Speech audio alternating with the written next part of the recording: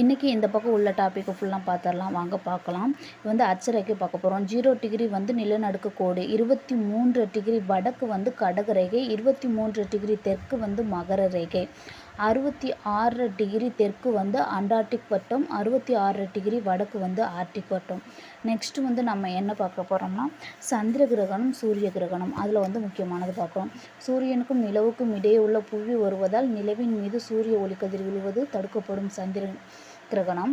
அதுவே வந்து சூரியனுக்கும் புவிக்கும் இடையே நிலவு வருவதால் பூவில் ஒரு பகுதியில் உள்ள சூரியனை காண இயலாது. இது வந்து சூரிய கிரகணம். ரொம்ப முக்கியம் வந்து சந்திர கிரகணம் வந்து பௌர்ணமி நாட்களையும் சூரிய கிரகணம் வந்து அமாவாசை நாட்களையும் நடைபெறுகிறது. அதுக்கு அடுத்து வந்து அப்போஜி பெரிஜி அப்படின்னு சொல்லிட்டு ரெண்டையும் பார்க்கலாம்.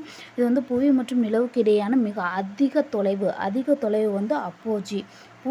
புவிக்கும் நிலவுக்கும் இடையான மிக குறைந்த தொலைவு வந்து பெரிஜி.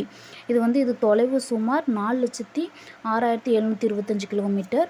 இது வந்து பெரிஜி வந்து 3,56,355 கிலோமீட்டர்.